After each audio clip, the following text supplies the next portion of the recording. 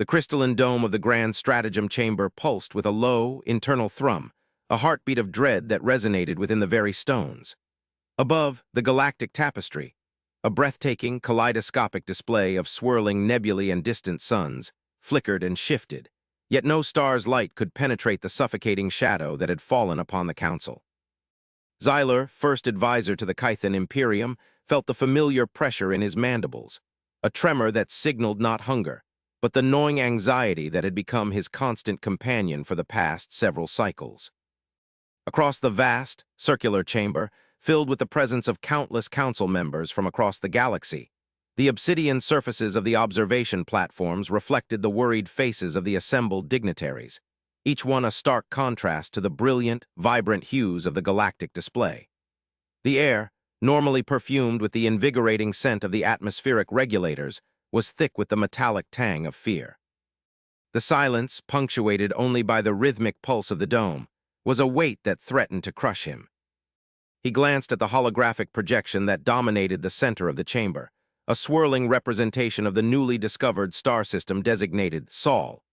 A single, insignificant blue planet, Earth, hung suspended there, a tiny, fragile jewel amidst a vast, uncaring cosmos. It was this insignificant speck that had become the source of such paralyzing fear. "The readings remain unchanged," intoned Zalara, the chief sensorium operative, her voice thin and reedy as it carried across the vast expanse. "No outward aggression, no attempt at interstellar communication beyond the initial rudimentary probes. Their silence is unnerving." Silence, it was the humans' silence that was the most terrifying aspect of the situation. Their initial contact, a series of simple radio signals intercepted by a peripheral observation station, had been dismissed as the clumsy efforts of a primitive species. But their subsequent actions, or rather the lack of them, had ignited a firestorm of debate within the Imperium. "Are they hiding something?" rasped Vorlak, the warmongering commander of the Krill fleet. His chitinous armor gleamed with a menacing sheen, his predatory gaze fixed upon the holographic projection of Earth. His voice, a gravelly growl, always seemed to carry the weight of countless battles. "Their lack of response is a calculated provocation. They are building their defenses, preparing for war. We must strike before they become a threat." A ripple of unease swept through the chamber. Vorlak's words, though predictable, always held a certain power. His reputation for ruthlessness was legendary, and his pronouncements on matters of war were rarely questioned. The council members shifted uncomfortably in their seats, their multifaceted eyes darting nervously. Xyler felt a familiar surge of frustration. Vorlak, the eternal warmonger, saw every unknown as a potential enemy, every silence as a prelude to invasion. "Surely, Commander, we cannot assume aggression based on inactivity," Xyler countered, his voice steady despite the internal turmoil. "Their level of technological advancement is clearly far below our own. They possess no known interstellar travel capabilities. To launch an unprovoked attack against a species that poses no immediate threat would be a violation of the first imperative." The first imperative, the cornerstone of Kythan philosophy, the guiding principle that had shaped the Imperium for millennia, to seek understanding, to preserve life, to foster unity across the stars. Yet, in the face of the unknown, the first imperative often felt like a fragile shield against the storms of paranoia. "With all due respect, First Advisor," Vorlak snarled, his mandibles clicking with irritation, "the first imperative is a luxury we cannot afford. We are the guardians of galactic peace, and we must be prepared to defend it even against primitives." The debate raged for what felt like an eternity, a familiar dance of fear and logic, caution and aggression. The Council, a diverse assembly of alien species, each with their own unique physiology, customs, and political agendas, was deeply divided. Some, like Vorlak, advocated for a preemptive strike, arguing that the humans were an unknown variable, a potential threat that must be eliminated before it could grow. Others, like Xyler, urged caution, emphasizing the importance of understanding and the potential for peaceful coexistence. The Chancellor, a wise and venerable Kythan elder named Tikal, presided over the council with quiet dignity. His aged, crystalline carapace held 1,000 stories of diplomacy and war, of triumph and tragedy. He listened patiently to the arguments, his multifaceted eyes reflecting the conflict of his own internal debate. Finally, Tikal raised a hand and the chamber slowly fell silent, the Chancellor's voice. When it came, was measured and deliberate, each word carrying the weight of centuries of experience. The Council has heard the arguments. The threat is uncertain. The potential consequences are vast. We cannot afford to make a decision based on fear, nor can we ignore the potential for danger. Therefore, I propose a compromise. We will initiate a period of observation, a series of carefully calibrated probes to gather further data. We will also attempt communication. A collective sigh of relief, though tinged with lingering unease, rippled through the chamber. The Chancellor's decision was a middle ground, a way to postpone the inevitable to buy time. But the relief was short-lived. And what if they refused to respond? Vorlak pressed, his voice dripping with impatience. What if they continue their silence? Tikal's expression did not change. Then, Commander, we will reassess. But until then, we shall adhere to the principles that have guided us for millennia. We will strive for understanding. We will seek peace. The decision made, the Council adjourned, but the shadow of Earth lingered, a dark stain on the otherwise brilliant fabric of the galactic landscape. Xyler, burdened by a growing sense of foreboding, returned to his chambers, the echoes of Vorlak's warning still ringing in his ears. He looked out at the swirling nebulae and felt a profound loneliness, a sense of isolation that was a familiar companion. He knew, with a certainty that chilled him to the core, that the future of the Imperium, perhaps even the fate of the galaxy, now rested on the shoulders of these enigmatic, silent humans.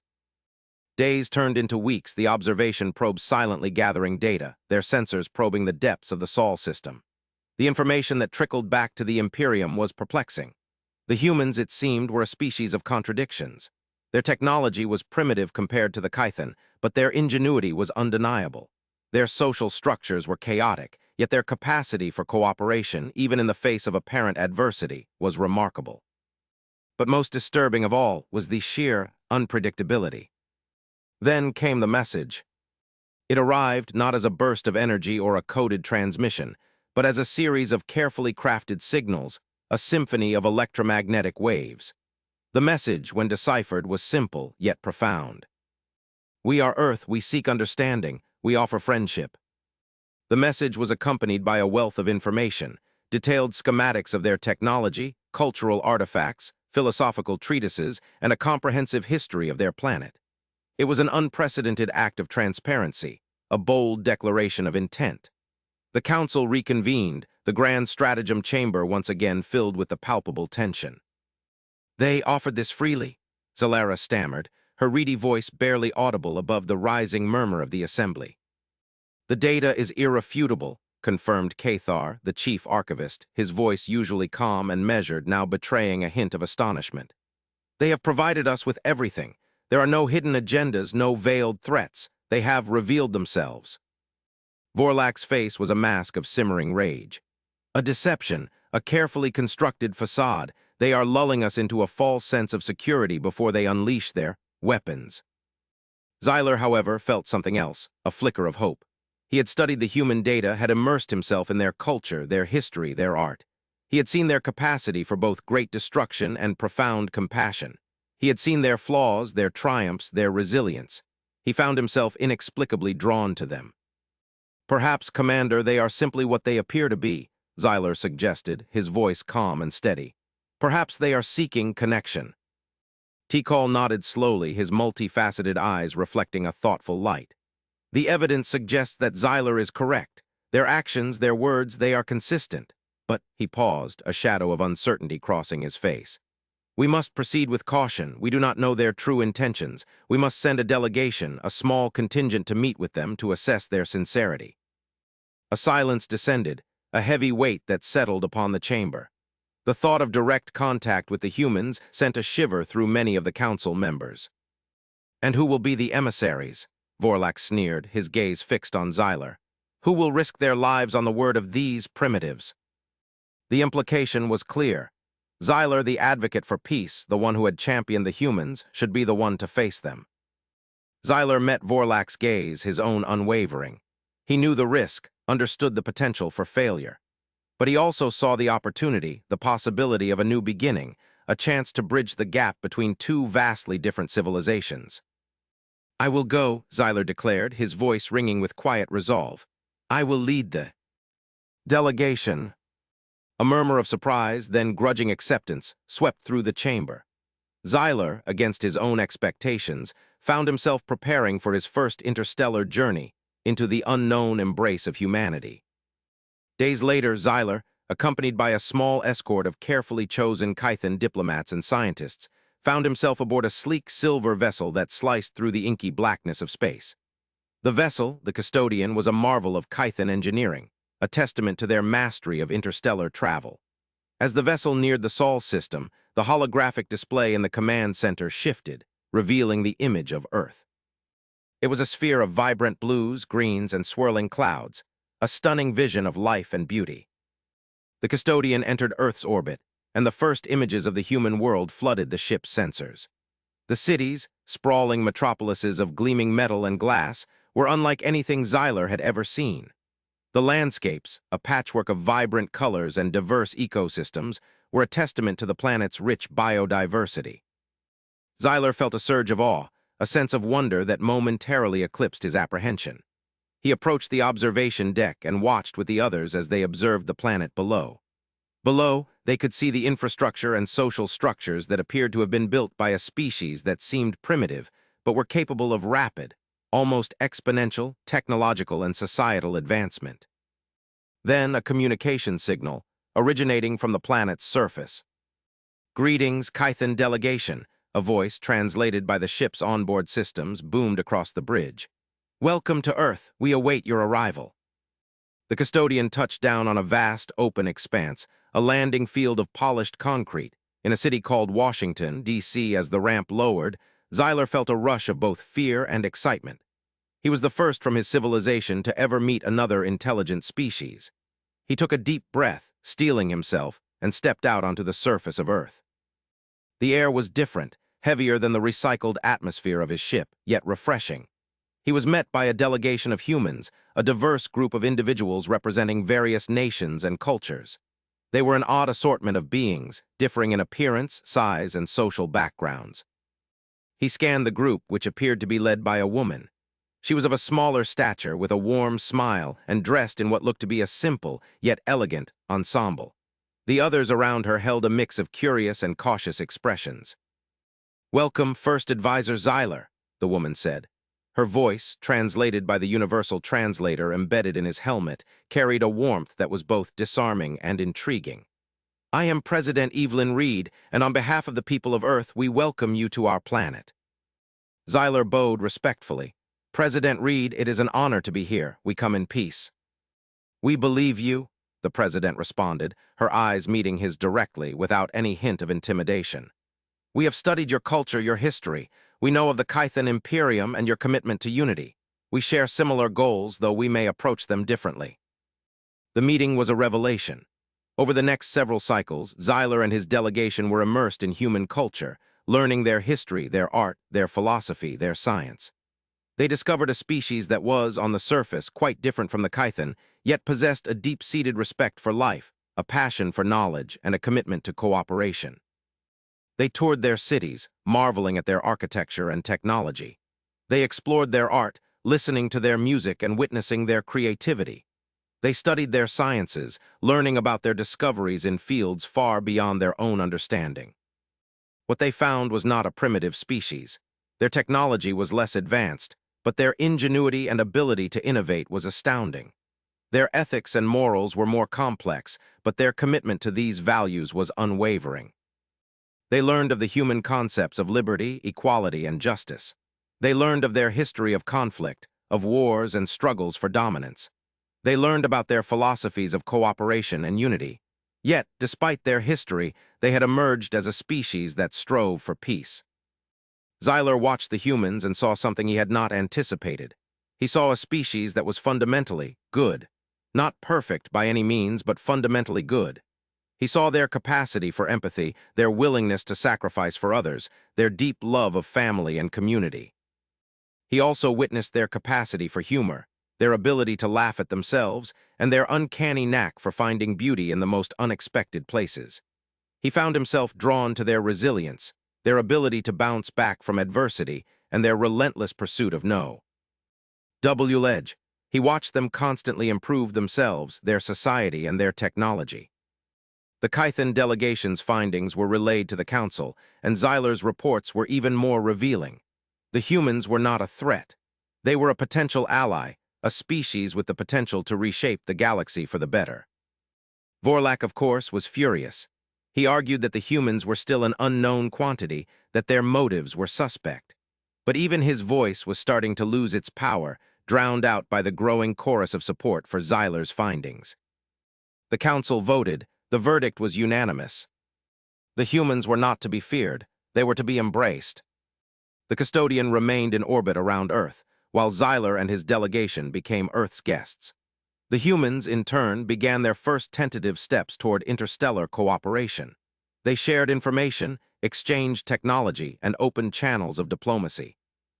A new era was beginning, the first steps towards an alliance. One afternoon, as Xyler was walking through a botanical garden, marveling at the vibrant diversity of Earth's flora, President Reed approached him. Her face was grim, her usual warmth replaced by a serious expression. "First advisor," she began, "we have detected something, an anomaly." Her words cut through the peace of the garden like a shard of glass. Xyler felt a familiar chill, a premonition of danger. "What is it?" "A signal," she replied, her voice hushed. "A faint but persistent signal originating from a distant part of the galaxy. It has been dormant for a millennia, possibly even longer, but it has reactivated." The revelation sent a wave of shock through Xyler.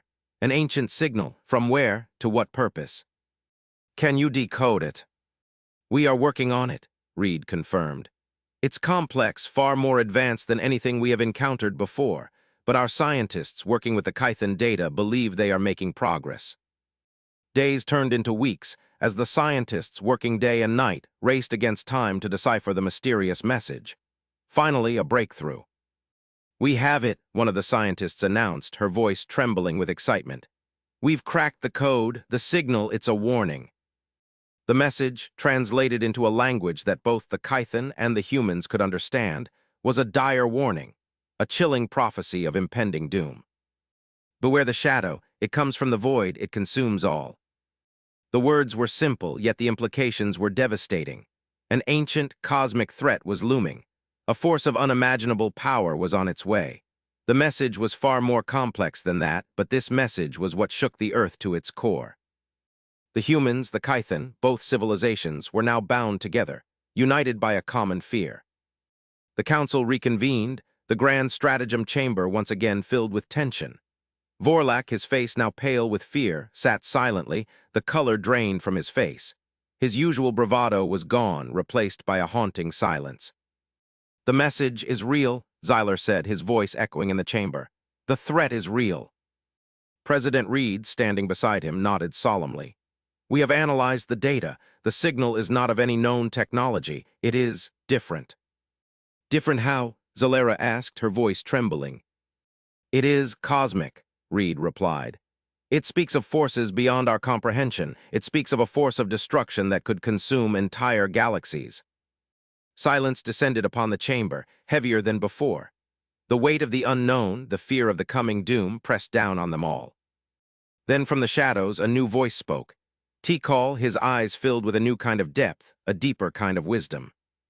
"We have faced adversity before," he said, his voice quiet, yet his voice carried with it the strength of his years. "We have endured trials that would have broken other civilizations. We have emerged stronger, wiser, and more united than before." He paused, looking directly at Xyler and President Reed. "This new threat is unlike anything we have ever encountered. It is beyond our current capabilities. But we are not alone. We have the humans, we have their ingenuity, we have their resilience, we have their courage, we have the alliance that we must now use to our advantage." Tikal's words were a beacon of hope, a rallying cry in the face of despair. They were a reminder that even in the darkest of times, hope remained. He turned to the assembled council members. "We will fight. We will not surrender. We will face this threat together. We will pool our knowledge, our technology, our resources. We will become one." He looked to the holographic projection, where the message was displayed. "We will become," Earth declares. The words resonated throughout the chamber, and a new feeling began to emerge, replacing the fear. It was a sense of purpose, of determination, of unity. Vorlak, his face still pale, rose from his seat. We will need weapons, we will need hips, we will need soldiers. He turned to Xyler. I will assemble the fleets, I will prepare for war. Xyler, surprised, nodded in acknowledgement. We will need all of your strength, Commander, but we will also need something more. He looked towards President Reed. We will need hope. President Reed nodded in agreement. We can rebuild the past if necessary, Reed said, her voice filled with conviction. But we can also shape the future. President Reed had a plan. Using the vast computing power and scientific brilliance of Earth and the Kython, they developed technology that would be more advanced than anything that either species had ever imagined. They began preparing. Fleets were assembled, weapons were manufactured, defenses were erected. The engineers and scientists of Earth and the Kython worked together, their collective intellect creating the technological marvels that were necessary for the coming conflict. But they also knew that brute force alone would not be enough. They needed a strategy, a plan to defeat an enemy whose strength and motivations were utterly unknown. This came in the form of a plan, which would involve the use of human intelligence, diplomacy, and psychology. It was a plan that was based on the human approach to dealing with threats, and would involve the concept of manipulation and deception. A meeting was called between the leadership of both worlds, where this plan was presented. President Reed began by explaining that the enemy, whatever it was likely to be a force of destruction and chaos. It was unlikely that it would be reasoned with, or that it would be willing to negotiate. We must understand how their mind works, Reed said. We must know how to beat them at their own game. She explained that human history has been filled with examples of strategic deception and manipulation. Humans were very good at understanding the motivations of others and using those motivations to achieve their goals. Humans are capable of pretending that they are something that they are not, Reed stated. They are able to blend in with others to gain their trust and then use that trust to get what they want. The Kython, though skeptical, listened intently. They were not accustomed to this approach, but they understood the logic behind it. They knew that their own methods, which relied on open communication and honesty, would be ineffective against an enemy whose motives were unknown. We will create a false flag, Reed said. We will pretend to be something that we are not. We will give the enemy a false sense of security, and when the time is right, we will strike. The plan was audacious and risky, but it was the only option. They had to act, and they had to act now. After weeks of careful planning, preparations were completed. First, a small Kython ship, using technology of the humans, was launched towards the area of space that the shadow was projected to arrive. The ship broadcasted a message. The message, created by the humans, was designed to act as an invitation, luring the shadow in a false sense of security. We are but a primitive civilization. We have heard the call of the shadow. We wish to join you. We wish to serve. The message was repeated for cycles, and eventually the response came. It was a force of unearthly energy, unlike anything that had ever been seen. It was as if the universe itself was being torn asunder. The ship remained in place, allowing the force to absorb it. The humans waited. The fleets, having been sent on prearranged trajectories, arrived at the designated locations. They waited. The force, having consumed the ship, started to move towards Earth. It was then that the trap was sprung. Suddenly, a series of bursts of energy ripped through space, and the shadow, which was now getting closer to Earth, was taken by surprise. The attacks, coordinated by the leadership of Earth, were devastating. Human ingenuity was on full display. Ships from both civilizations opened fire, unleashing the full force of their combined firepower. Energy weapons of unprecedented power tore through the void. The battle was joined. It was a clash of titans, of light versus shadow. The shadow retaliated, its energy weapons ripping through the Allied fleet. Ships exploded, and the void was filled with the light of death. The battle went back and forth, as the combined forces of the Alliance desperately sought to hold their own. But then, the final phase of the plan was initiated. They knew that brute force alone would not be enough. They needed to hit the enemy in a place that it would not expect. Deploy Phase 2, Reed commanded. At the direction of the President of Earth, the most critical part of the plan was now activated. A series of strategic detonations were carried out, creating a massive wave of energy designed to confuse the enemy. The shadow, disoriented by the deception, hesitated. And in that moment of hesitation, the final decisive blow was unleashed. From the deepest reaches of space, a massive weapon previously hidden came to life. It was a creation of combined engineering. It was designed to hit the enemy where it was most vulnerable. Its target was the heart of the shadow. The weapon, activated and unleashed an energy blast that tore a hole in the fabric of space and time. The shadow was forced back, its power and momentum broken. As the force of the shadow was pushed back, a final strategic move was made. The humans, using the Kython technology, launched a targeted series of attacks against key points of the shadow, using knowledge they had gained. This action caused the shadow to fracture, its energy being absorbed and dissipated. The enemy was defeated. The battle was over. The Allied forces had won. But victory came at a terrible price. Many ships had been lost, countless lives had been sacrificed. As the smoke cleared and the survivors surveyed the wreckage, the gravity of the battle began to set in. They had won, but they had paid a heavy price. They mourned the fallen. In the aftermath of the battle, as the dust settled and the Alliance began to rebuild, Xyler found himself standing beside President Reed, looking out at the vast expanse of space. They had faced the unknown, stared into the abyss, and emerged victorious. "We did it," Xyler said, his voice filled with a sense of wonder and disbelief. President Reed turned to him, her eyes reflecting the light of the distant stars. "We did," she confirmed, "together." They stood in silence, reflecting on the magnitude of what they had achieved.